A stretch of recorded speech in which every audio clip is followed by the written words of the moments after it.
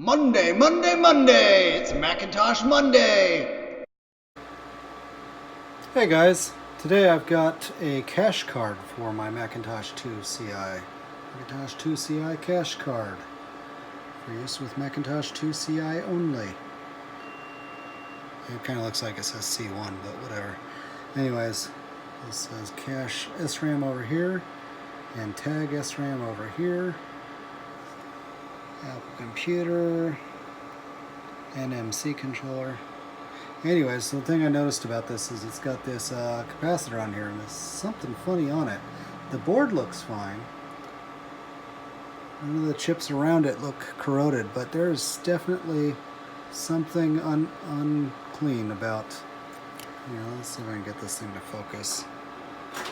Something not right on this capacitor, so I'm going to remove that and replace it. I should have some left over from doing the computer.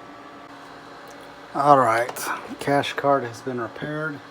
New capacitors installed. They're slightly larger, but I think they're just bulk capacitors, so it should be fine. They're the same voltage. But instead of being 22 or microfarads, whatever that is, they're 100. So, yeah, it's not ideal. But I didn't want to waste a week ordering the correct ones. I used what I had around. So let's go ahead and stick this in. This is the cache slot back here.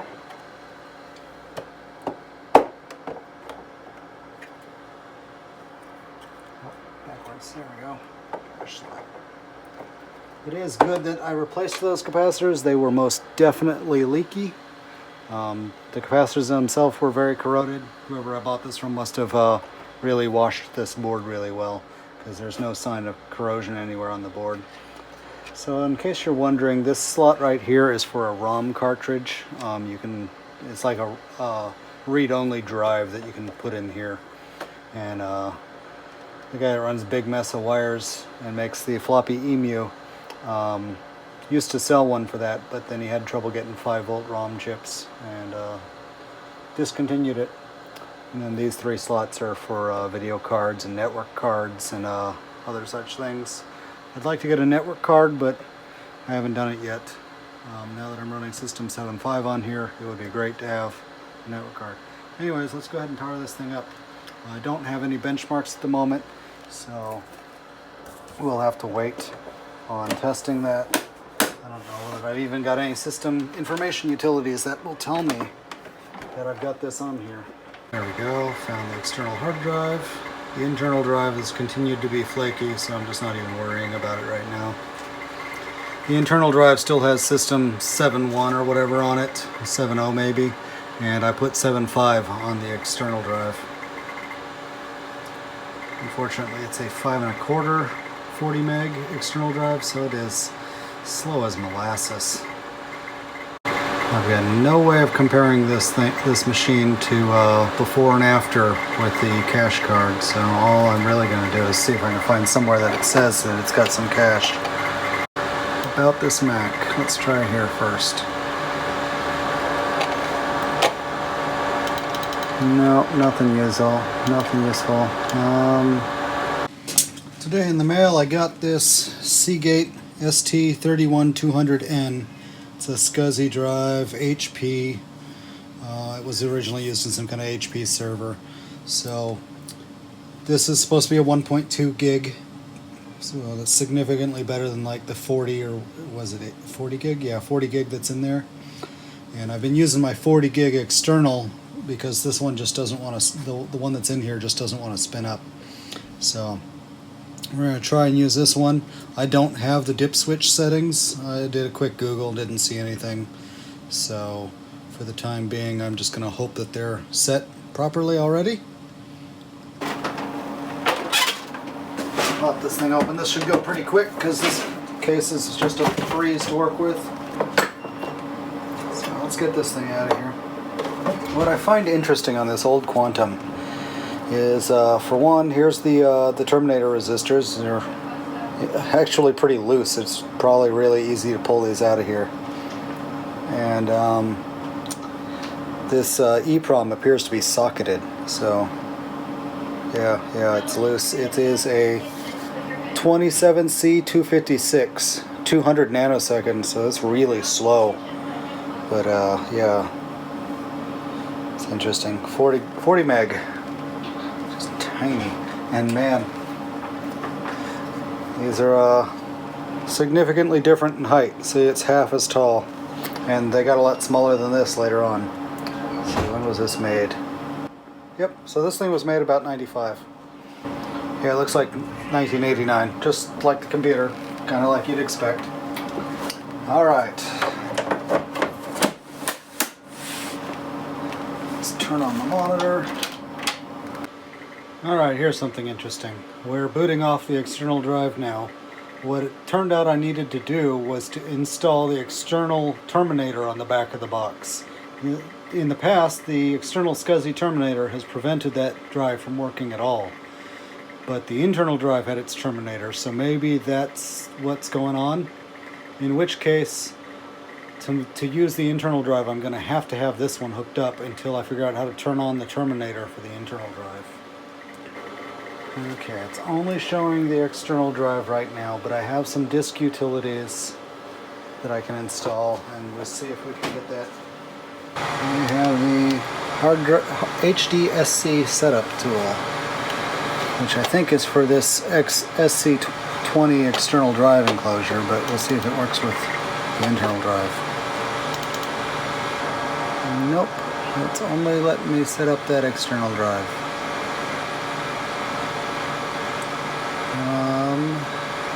Maybe they both have the same SCSI ID, because I don't have the jumper settings to change it on the internal drive. Well, darn. At least the drive spins up. That's a big jump over what the original one would do. Oh, that drive sounds so bad when it turns off. Anyways, we'll pick this back up when I figure out how to change the jumpers on that drive. Alright, I got the jumpers set. These and these really can set the ID. So it was set to SCSI ID 5, I changed it to 0. The external drive seems to be on 1. And there's some, like right here, I had to take this back off, that control the terminator. It was set to parity, not terminator, so I set it to terminator. It needs a second jumper to set where the terminator power is coming from. So hopefully it works without having that jumper set, because I don't have any more jumpers. These are some really tiny jumpers.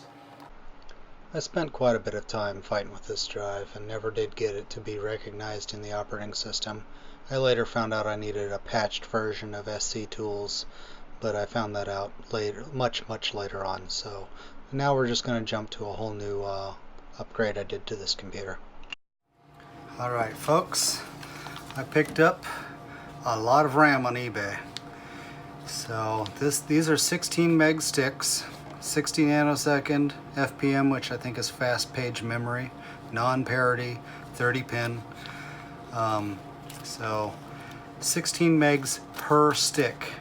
This is 8 sticks. It will fill the computer. This computer actually supports 128 megs of RAM. To give you a little sense of how much 128 megs of RAM really is, this thing was made in 1989. In 1989, my family got our first PC, my parents, and that computer came with 512K of RAM, and it was pretty decent. It ran DOS 3.3, and we could do a lot of things on it. At one point, we, I think a year or two later, we upgraded it to 640K of RAM by installing individual chips on the motherboard. It was a little out of date at its time. I mean, there were 386s in 1989 running this kind of memory in it, so ours was a little bit out of date. But I'll tell you what, that 386 would not accept 128 megs of RAM. It's rather astounding that this thing does. So 128 megs of RAM, let's see, circa 2002, I'm running Windows XP. I don't have 128 megs of RAM in that computer. 2002. So that's 13 years later. 128 megs of RAM would be you know, really good for a Windows XP machine around then, or a 98 machine barely be able to use that much RAM. 64 megs of RAM was pretty common for 98 around 2002.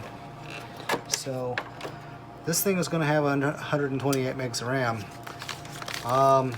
Apple had a version of Unix, and I'm almost certain that I'm going to need to be running that to utilize this much RAM.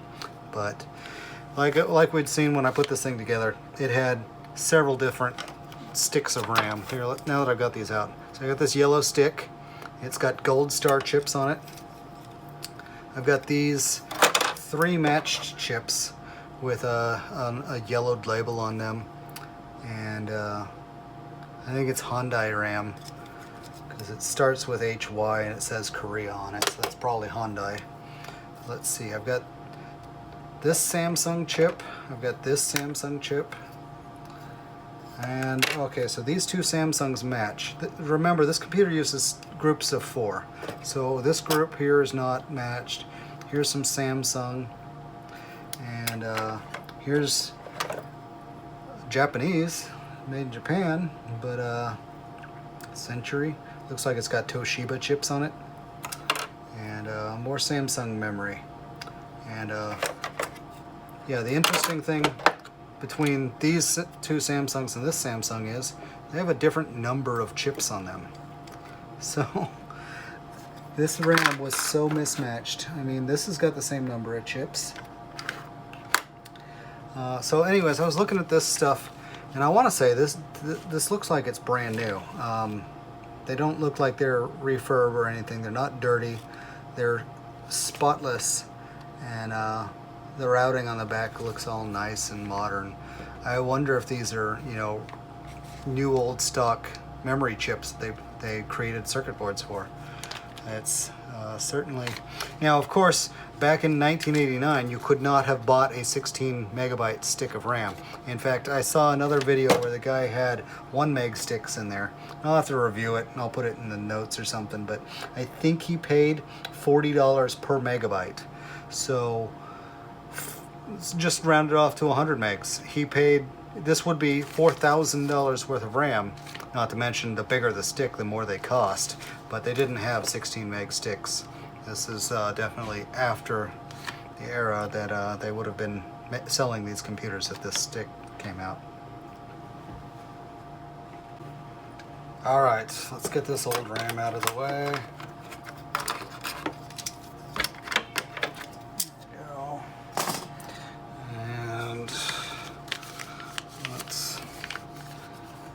Scissors and get into this stuff.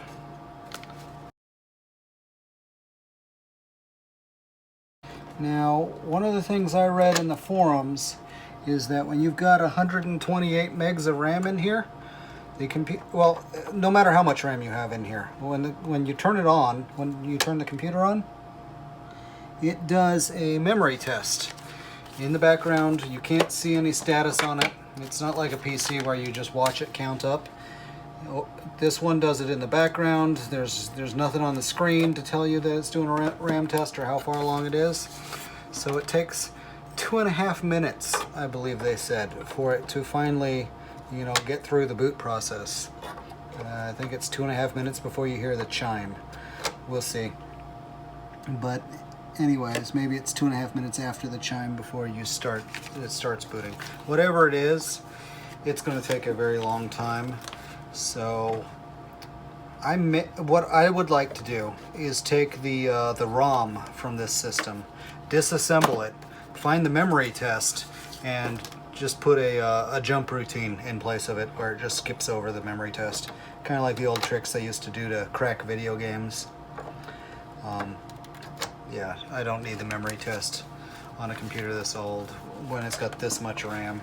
So that is going to be a usability problem because I'm not going to leave this thing on for extended periods of time. So every time I go to use this computer, I'm going to have that 2.5 minute wait.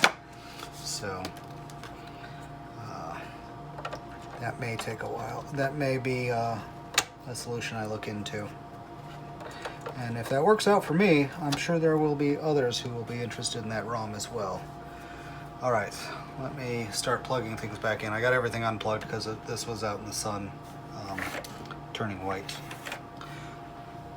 Alright, I plugged the original drive back in. The new one's not working yet. So, let's see if we can get the old one to spin up. Yes, it did. Good. Just what the doctor ordered. So, we heard the chime. The screen is on, but now it's doing the memory test in the background. So,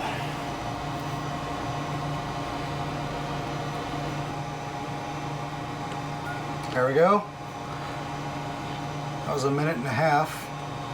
Well, I can review the footage to see the exact amount of time.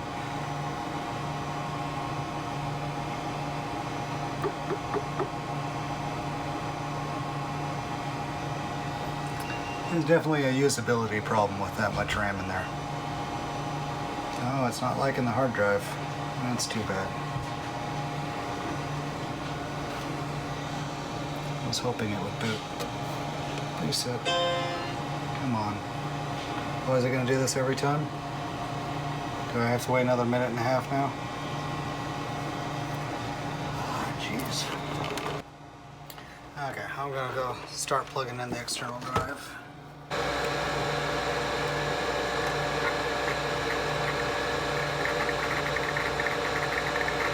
There we go.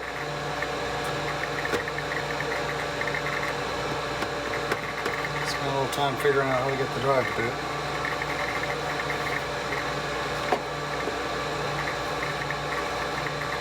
Let's go see how much RAM we have.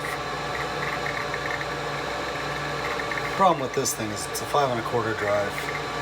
It is about the slowest drive I could possibly hook this computer up to.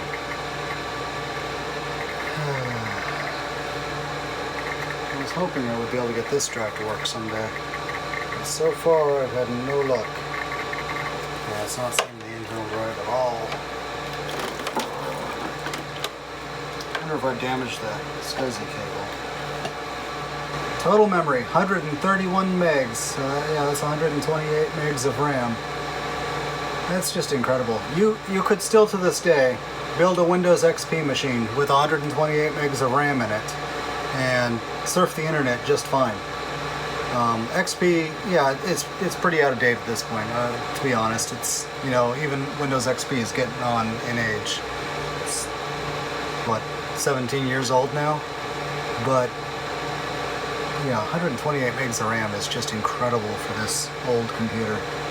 Well, cool. Okay, so there we go. Alright guys, that's enough for this week.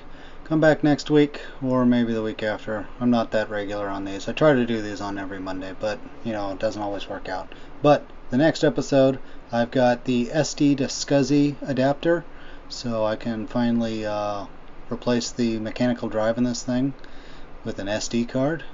And I've also got a couple other tricks up my sleeve for upgrading this computer. So come back and see what we got going on.